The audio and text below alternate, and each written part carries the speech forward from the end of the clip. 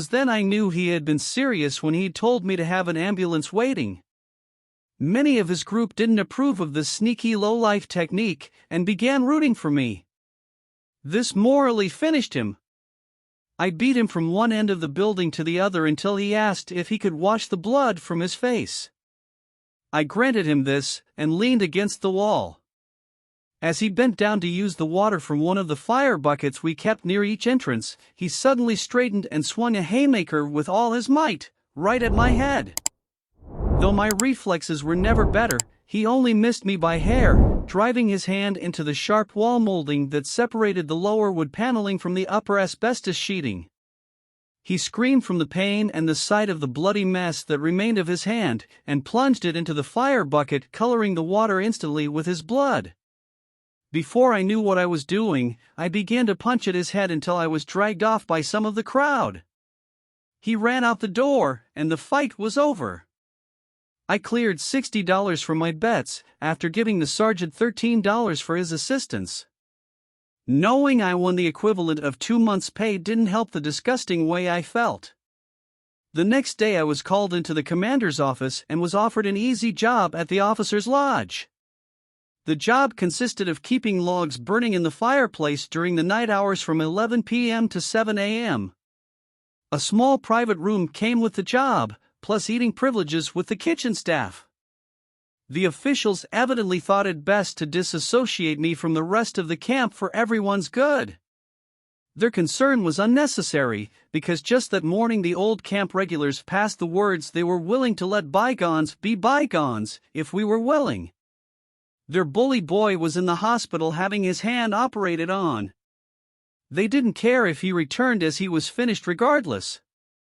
I accepted the new job with thanks and moved into my new quarters, in spite of my group's displeasure. They had their piece now and I wanted mine. This arrangement couldn't have been better and turned out to be the best deal in camp.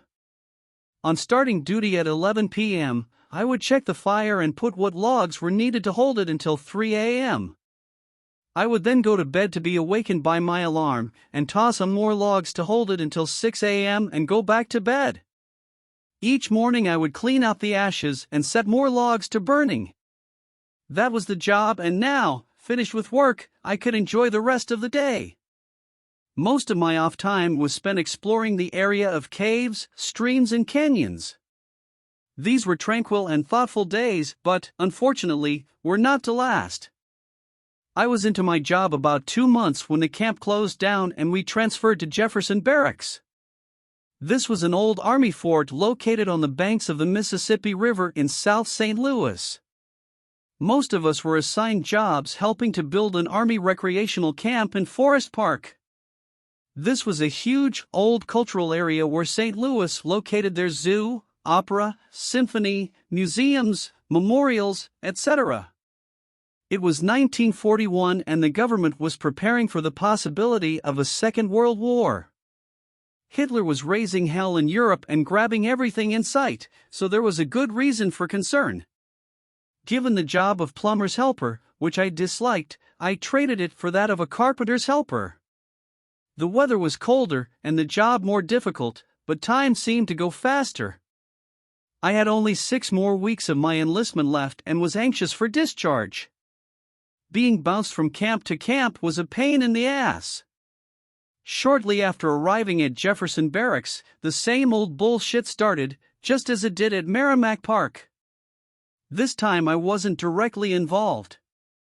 Shorty Young, one of our fellows, was a short, squat, ugly Indian with pointed teeth. A quiet and lonesome guy who no one bothered with, except to push around. I used to talk to him because I felt sorry for him being ignored and abused. He told me of his life, which I found to be very sad. Shorty had been abandoned as a baby and raised in a series of institutions, where he remained until he was 18. When released, he joined the Seas and planned to join the armed services once the Seas shut down. All he wanted out of life was simply a place to belong. Although he had been raised in institutions almost since birth, he could barely read or write. Fate did a grim number on this poor crude bastard, both physically and mentally. Having skipped dinner one evening and lying on my bunk reading, Shorty came running into the barracks, white as a sheet. His eyes were full of fear and he was shouting, "They're coming to get me." I asked, "Who's coming to get you and what the hell is this all about?" In sheer panic, he quickly described what had transpired. He had finished dinner and was standing in line to empty his tray when he accidentally bumped into Hillman, a camp regular. Hillman had been trying to pick a fight with him ever since we arrived, and used his being bumped as an excuse to start one. When they got outside, Hillman backed Shorty against the steps and took a swing at him. He didn't remember too much after that, except running for the barracks. Looking at Shorty's face, and other than it being so pallid, I could see no evidence of him being in a fight. I thought Shorty must have turned into a rabbit when it started and headed for his hole. Some of our guys came rushing in and told me there was going to be trouble over Shorty's nearly killing Hillman, as Hillman had to be scraped off the ground and carried to the sick bay by his friends. One of our guys said he heard them threaten to come after Shorty once they saw their buddy. This news I found surprising and incomprehensible. There on my bunk sat little, meek, and terrified Shorty without a mark on him, remembering nothing about the fight or the damage he inflicted on Hillman. Mike, one of my close friends, said he actually witnessed the fight, saw it, but didn't believe it. According to Mike, Hillman swung at Shorty after they came out of the mess hall. The rest was a flurry of punches that turned Hillman's head into a bloody pulp. Mike said Hillman made the big mistake of cornering Shorty and forcing the fight on him, otherwise he would have run. Most of our guys were now in the back half of the barracks, our designated section, looking nervously toward the vacated front half, normally occupied by the old group. From what I overheard, they expected a mob to burst in any second and take Shorty and anyone else who got in their way. I asked Mike and a few of the fellows where they stood if this should happen. They said Shorty wasn't worth getting killed over and we should let them have him. I said it was all right, provided they take him on, one at a time, but I wasn't going to let them all jump him. I called our guys together and told them if we gave up Shorty, we were all in trouble. The regulars would think they could get away with beating up any one of us just for kicks, whenever they felt like it. Realizing it could be their rear ends next time instead of Shorty's, they changed their tune in a hurry. We cleared the bunks out of the way to give us fighting room and found whatever we could use for weapons, and were going to break some heads if we were pushed. Our area was cleared and the back door barricaded, with the front door being the only access and avenue of attack. We took all the footlockers from the front, which held the regulars' personal possessions, and stacked them on top of ours, 4 high and 2 deep, facing the front. Anyone trying to come over them would get his head split. When we finished, our guys were acting mean and craving action. How amusing! Only a few moments before, they were like scared rabbits, and were now growling tigers with a want for blood. A couple of these idiots even suggested we leave the barracks and go after the regulars. I told them one senseless mob in camp was enough and we'd let them make the first move. We didn't wait long before the front door flew open and they stormed.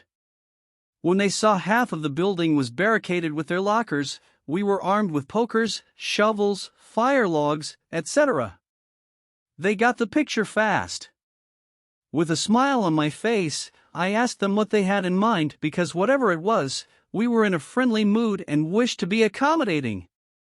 By the looks on their faces, I could see they had expected to find us cowering and frightened, rather than well organized and more than ready for a fight. To give them a general idea of how ready we were, some of our guys were swinging heavy iron window weights down on footlockers belonging to the old guys, completely crushing them. Taking advantage of their uncertainty, I told them I understood how they felt about Hillman getting hurt, but it was a fair fight, man to man. If they didn't think so, they could pick another out of their group to fight Shorty. We could end any hard feelings among us once and for all. They milled around for a few minutes, then went outside to talk it over. Shorty nervously asked if I thought he might have to fight again. I didn't think so because if Hillman was in as bad condition as we were led to understand, they would have difficulty mustering a volunteer. I thought it was over and told them not to wreck any more footlockers. It wasn't long until the old guys came back in, this time entering slowly.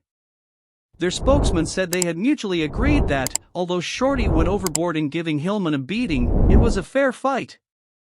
Everyone was willing, we all shook hands on it, and joined in putting the barracks back together. To cement the understanding for coexistence, I paid $10 for 5 damaged footlockers. Thanks for watching. Please subscribe and like the video.